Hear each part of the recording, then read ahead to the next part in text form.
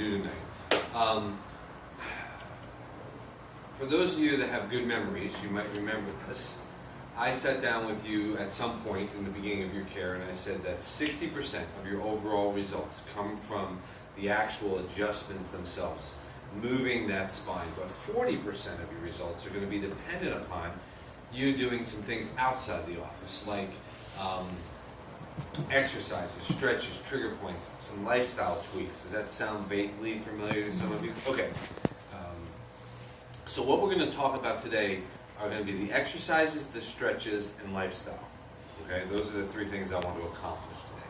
We're going to do exercises and stretches out here around the table, okay, and then we're going to finish up lifestyles in there with a PowerPoint that I have for you. Fair enough? All right. So one of the things that people may or may not realize, and I was just talking about this, is this issue that we have that's epidemic, and it's damaging our spines more than people realize. And it doesn't matter whether or not it's your pain or discomforts in your low back or in your neck or your shoulders. The problem is starts with the head position.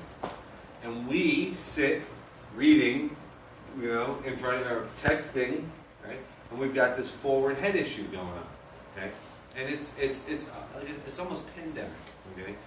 And you can't fix a spine if the head is sitting 6 feet out, metaphorically, in front of the body out here. You just can't fix a spine with that. So we've literally got to get the head back over your shoulders. Okay? Now, understand that when your head starts shifting forward, two things are happening. The muscles in the back of your neck are being stretched because the head is going forward. Okay? That means if they're being stretched over time, the body's going to recognize that, the stretch reflex, and it's going to contract those muscles. And there's going to be a lot of tension back there. Okay? Anybody have tension back there? Yeah. All right. And number two is if the head shifts forward, these muscles shorten. Okay? Because they're not elongated, they're shortened. So what we have to do to fix this and make my adjustments more effective for you is we've got to strengthen these to bring them back, and we got to stretch here to allow for the curve to come back. So I'm going to teach you a stretch using an apparatus that you will take home with you tonight, and a exercise to strengthen those muscles in the back. And that, along with my adjustments, is going to help us shift the head back over the shoulders, which means that your mid-back, your low back, as well as your neck are going to be positively affected by this. Okay? Did I just lose anything? Everybody okay? We good? Alright, so what we're going to do is we're going to all huddle over here, and Eric is going to be my go-to guy. Yeah, he knew it, huh? He went home and changed just for it, He's going to be my representative, my dummy. Yeah, that too. Come on, everybody over here. Now, just come on in. Alright. Facing out that way. Yeah, just come on in. Come on. And you guys can come around here if you want, and right up in here. It's good. Excellent. Right. Any idea how much they charge? So what? Each one of you are going to get one of these. If you're on a plan, okay, if you're on a plan, then it's already been put into your plan. Okay, so if you're paying per visit, it's an extra charge for this, right? Otherwise, it's in your plan. Okay, so number one is this is going to help us stretch these muscles right up here. I'm going to have Eric lie down in just a minute, but if you can see how his head's going to hang like this when he's lying down, it's going to stretch all of this in here. So you have to find a flat surface. Okay? So there's really two flat surfaces in your house. The floor, but as I'm getting older, it's getting harder to get up and down off the floor, and the bed, okay, which I like to use better. In fact, I like to use the bed because you can, if you think of this as being the headboard down here and him sitting on the footboard, I would go sideways, where I would put this on the edge of the bed so there was nothing that the head could rest on, because I don't want the head resting on the floor or the bed. I want it freely suspended. So there's a good 2.5, 3 feet If your head hits the floor, you got bigger problems than I can help you with, okay? All right? So, but we're gonna do it on this. So let's come on back here. All right, let your head go. All right, so you can see he's not touching here, and he's not touching here. All right, so his head is freely hanging. You can see the stretch here. It probably feels like it's bunched up here, which is fine, but there's the stretch that I want right there. You see that? Okay? Those are the key components.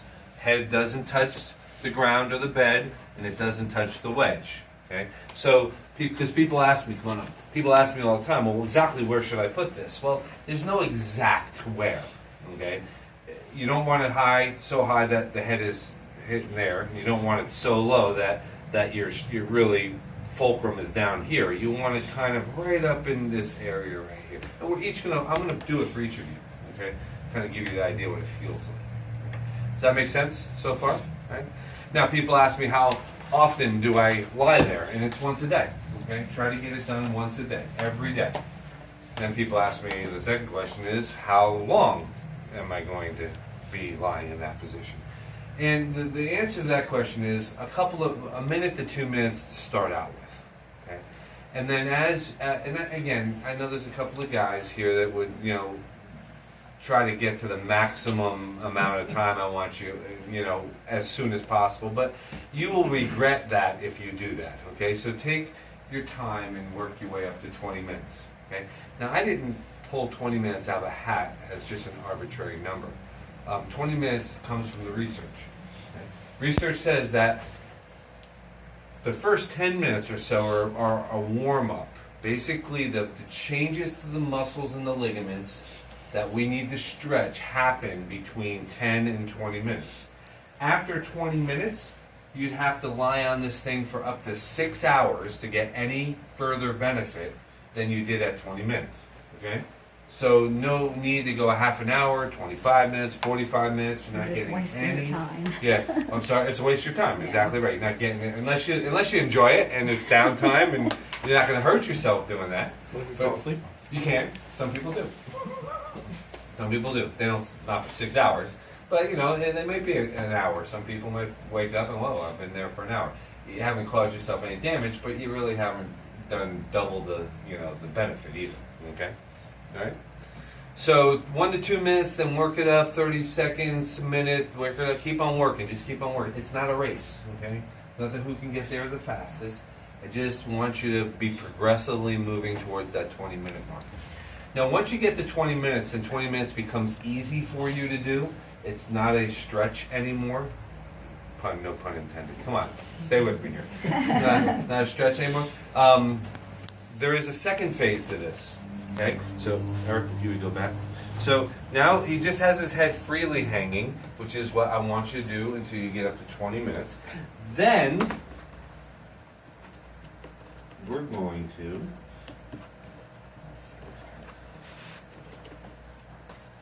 I don't have it tight, but then we're going to put this on here, okay? Which is going to actually give him some tension and some traction. It'll give you some tension and some traction, okay?